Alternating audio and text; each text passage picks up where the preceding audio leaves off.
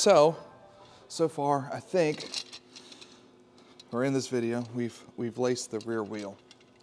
This rear wheel is a replacement for the original wheel, and it accepts the original push drive. You can see there, we put all that back in, and then on this side we put a disc and we run the Brembo caliper. So now that that's one, it's laced, but it's not true. I'll probably do a little bit of how-to on that. And then for the front, we have the CBR front hub, right? We've got a number of these things, and each one is bike year and fork, well, fork specific, but there's a number of year changes that the CBR goes through, every couple of years. These bike manufacturers, they change some stuff, like let's say they change fork width spacing, or they change the axle diameter, they want to increase that, hollow axle or whatever they're doing, and that makes an effect on this. In this particular case, this is for a earlier CBR, I think it's 2007, so before this there was, this is the second generation after they went to an inverted fork.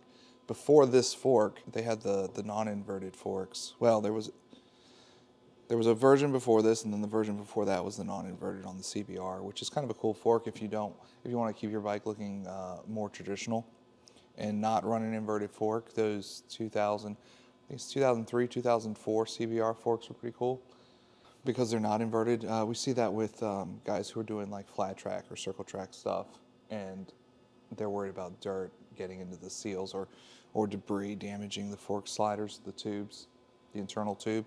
So they'll run the non-inverted fork. If you're not familiar with what these hubs are, basically we've replicated the CBR front wheel, right? So we took a CBR front wheel, we reverse engineered it to get the core so that you can use the same stock bearings from the CBR.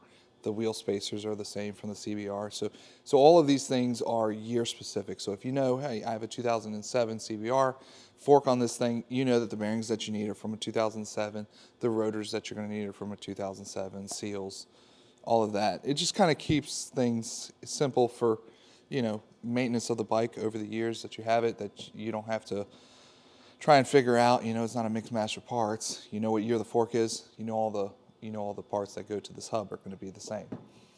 And with that, we can now, because we're going to a laced wheel, the original CBR fork had a 17-inch cast wheel on it, right? And that's just not going to look right, so we're running the laced wheel. With the laced wheels, you can run 17s, 18s, 19s, 20s, whatever you want, right? Because you are running a laced rim, and the size options are pretty much endless. You can run whatever you want. In this case, we're running a specific size for the tire that we're going to run. So when you're starting a bike build, it's important to know, I like to start by picking the tire, right? And then from there, see what the tire manufacturer recommends for a rim size, and then select your rim size. In this case, we're running the 18. And we've already mounted the fixed offset triple, that's what we call it. And what that does is it keeps, so this is the original CB650 top clamp. And this has, I'm just ballparking here, but it's probably a 55 millimeter offset. And what that means is from the hole, the stem hole, to the fork hole is 55 millimeters, so going this way. Right, and this bike had, I believe, I don't have the tire, but I believe it was an 18 on there. Maybe it was a 19. But regardless, that offset is set so that you put the trail, where the manufacturer, Honda, wanted the trail to be X. Let's say it's 4 inches. It's probably thereabouts. They're usually between 4 and 4.5 inches. Stock trail on these older Hondas. And that trail, no matter what the size tire, no matter what the bike, is typically around 4 inches. On modern sport bikes, that goes down to about 3.5. I don't usually get way down there, just because they run steer dampers and all kinds of stuff on modern sport bikes, and we're not running that. So to be safe, I run it at 4.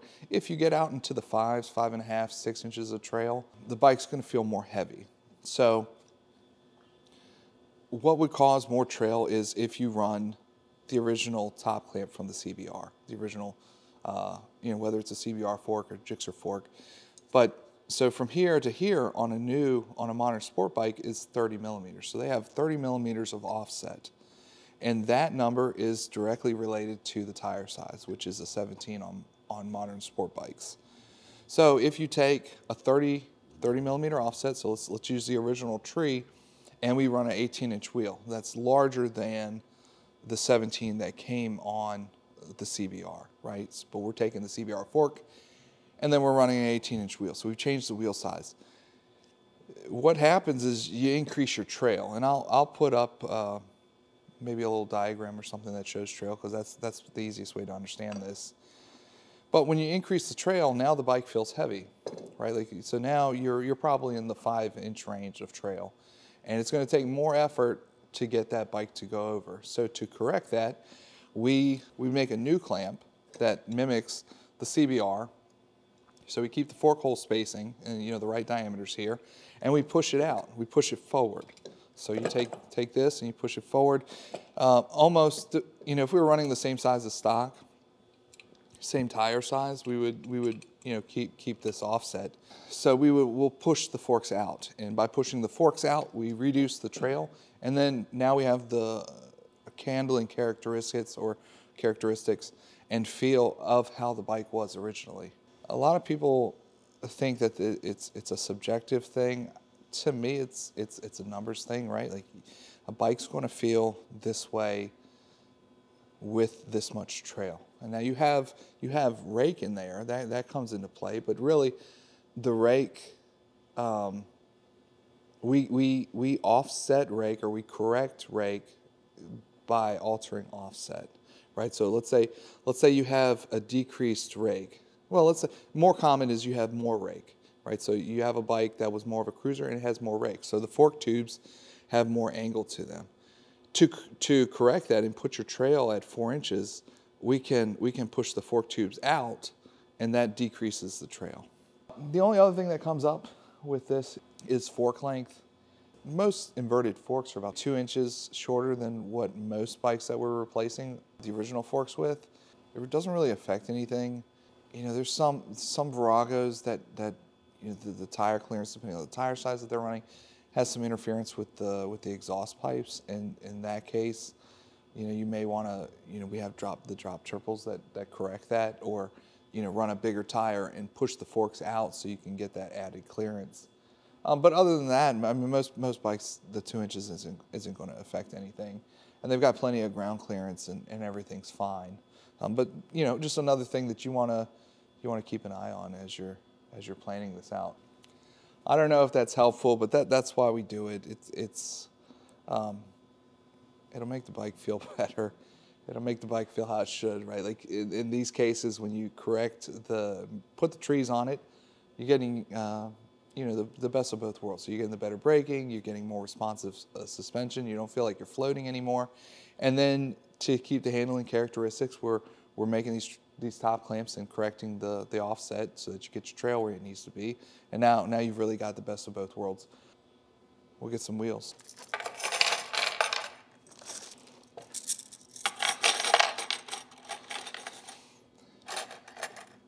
With the spoke kits, you have two different, well, on the front, right? So the front's a little different than the rear, but in the front we use interlacing. And so there's two different lengths, right? This is the neck of the spoke.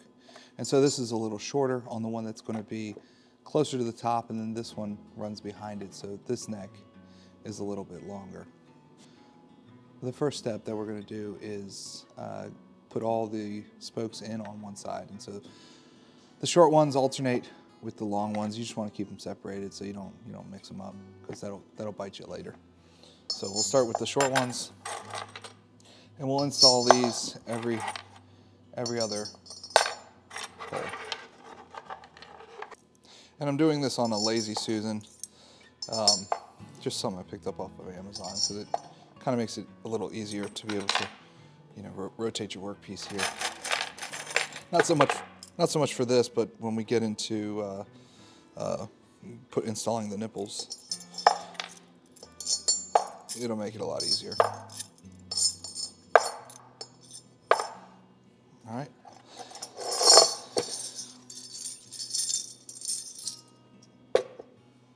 On this part, you want to pay attention to where this is, and we're gonna go one back on the other side. So don't go in front, or you're gonna have to flip your spokes. If you mess it up, worst case, you gotta pull one side out and move them all over, right? Like, you got a 50-50 chance.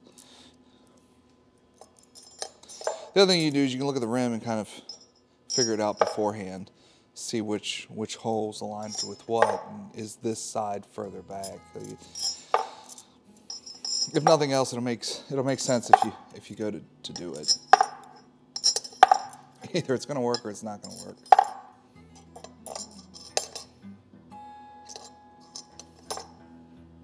And what's discouraging is I have an extra spoke.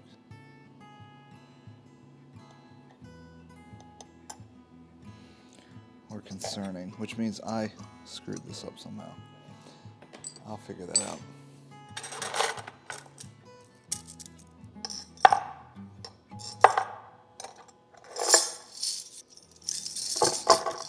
Well, that was easy enough. It's right here.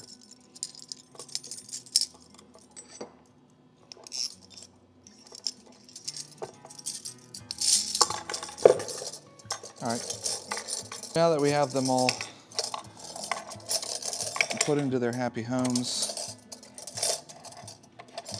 we're going to orient the spokes in the direction that they're going to go into the rim. Right. Any way you do it on an inner lacing, you're going to have to do this. Right. On the rear, you could put all the inners in, get those oriented, get the bottom oriented the opposite direction, and then go ahead and put the rim, and then you can fish the other spoke through. But on a front hub where we're using inner lacing, you have to do it this way. When I first started doing this, I would put the spoke into position and then hold it with tape. But I've learned a couple of tricks since then that help me not need to do that. And actually, it ends up being a little quicker. But you know, if you're doing one wheel, you know, this is your only project, then you know, put the tape. Every fourth spoke crosses. All right, so the bottom ones go across the bottom, and they're going that way. And the shorter necked spokes are going this way.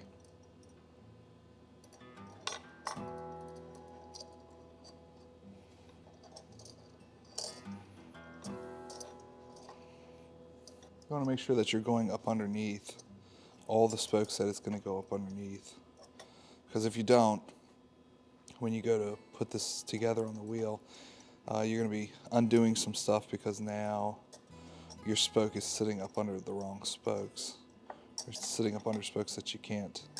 And these are motorcycle spokes, so they're not, you know, it's not quite like bicycle spokes, because bicycle spokes you can bend and these you cannot.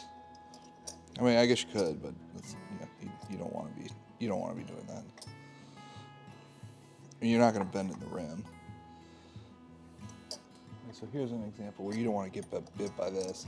So make sure that this goes up under and this is sitting on top.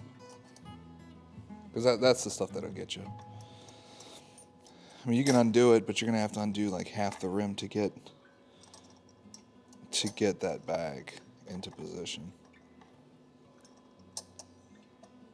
And two, you want to move these angles over so that enough to where you can slip the rim over, you know, over this the spoke. So here I'm just doing a final check. Go through it one more time. Make sure I didn't mess anything up. I know something looks odd about this area, but it could just be this spoke. Like this guy here. This guy goes to the top, so he needs to come up. And this one sits there. Whatever you can catch now is going to make your life a little bit easier. Alright, so now that we have everything kind of laid out where it needs to be, we're going to go ahead and lay the rim over top. And you can see why it's important to kind of keep that cross pattern tight so that the rim can drop over it and you're not hitting the rim on the spokes. Here on the side, you can see this spoke hole here is the highest, meaning you know, up.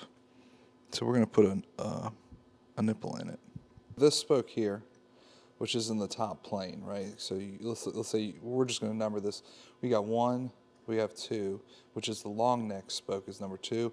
Then you have the long neck spoke on the other side, which is number 3, and then the last one down there on the bottom, which is number 4. So we're going to start with all the number 1s. We're going to get that plane done, and then we're going to move on to the number 2s and get that plane done. So here you can see that spoke number 1 aligns with the nipple that we just installed. Wheel lacing to me seems like a lost art, right? Like, it's not. I've had guys say, "Hey, look, I took this thing to the dealership and I couldn't true the wheel," right? Like, I mean, I guess it's just not that common anymore, and so that's why it's not a widely known thing. I don't know. Maybe it was back then, maybe in the '70s. But you would think with Harley running as many laced wheels as they have, that it would be something that's widely known. But anyway, if we put these videos out here, you can use it as a guide, at least get you in the right direction. And truing a wheel is kind of, to me, it feels like an art, right? Like you have to collect the data, like understand these are the changes that you're making, like you're tightening the spoke, and what effect does that have on the rim, right? And being able to recognize how your actions are affecting the rim, right? So that's where, you know, it takes a bit of practice, and to me it's a bit of an art, right? Like the better you get at it, the quicker you become at it, and the more true that you can get rims. It's just making a change and seeing what happens and understanding what happens.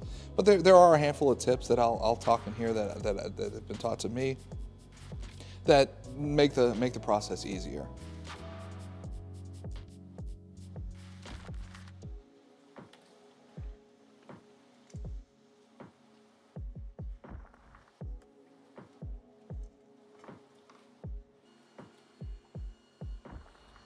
Here we're just screwing down the nipples until the edge of the nipple is flush with the start of the thread. So now that all the nipples are brought in evenly, we're going to go around the wheel and tighten in every other spoke set here. It's just going to make it a little easier to true. We're going to set all those and then we'll tighten the other ones. So here we're going to use the valve stem hole as the start and stop point. And each one on either side we're going to count in. I'm going to start with 2 revolutions and go all the way around. By doing opposing spokes, I know I'm bringing the rim in even. So we're going to skip to the next 2. Do 2 revolutions. Alright, so it's much tighter now, so I'm just going to do 1 revolution.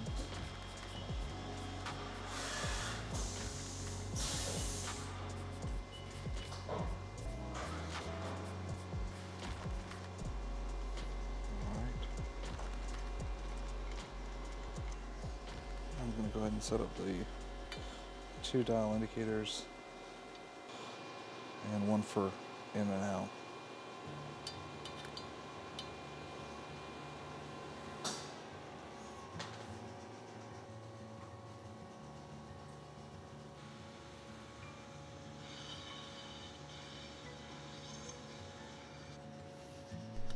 So to start, we're going to tighten up the left side, and we're going to move it in about half of what it was out.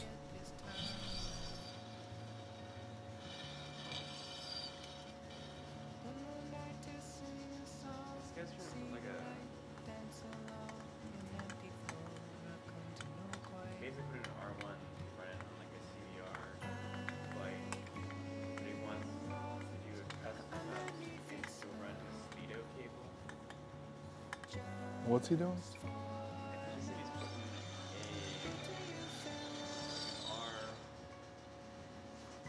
What he's doing, he said he's putting like an FC front end on his CB650, but he has like a R6 or R1 front wheel that matches.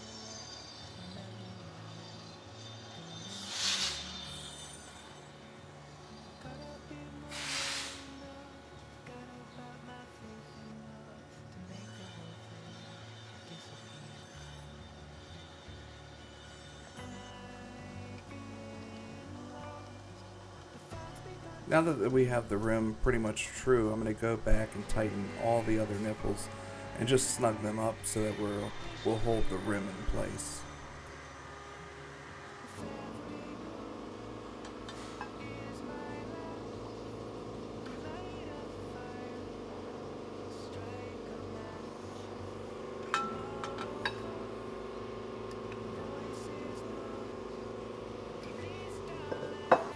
Alright, now that we know the rim is actually centered to the hub, we're gonna slowly bring in the opposite spoke, because we know that these are all tensioned the same because we just finger tighten them. So we're gonna do like two turns on each one and go all the way around.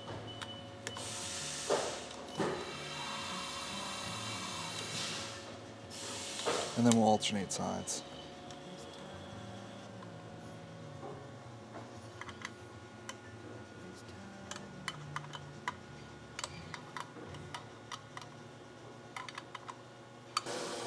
So looking at this dial that measures the in and out, to manipulate it, I grab these 4 spokes that are in line, and that'll pull the rim in this way. And when I do that, I'm keeping an eye on the other dial to make sure that I'm keeping, I'm not letting the rim wobble too much. So you're tightening the spokes on this side are going to pull the rim to that side. So to bring it in, you want to bring it in, but not too much on one side to where you're making the rim wobble. So you want to be even and keep an eye on the dial on that side to make sure that when you bring it in, you don't kick it over.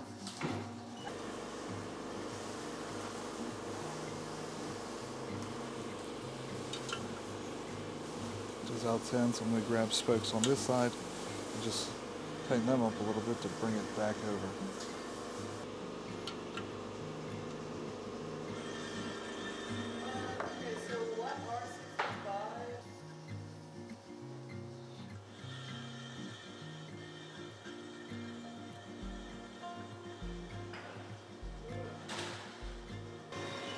Alright, so now that everything's pretty tight, I'm going to make sure that work my way around and make sure everything's torqued.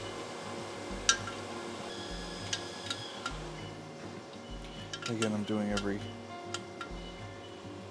other spoke. Well, actually in this case it's every 4th spoke. So I'm going to do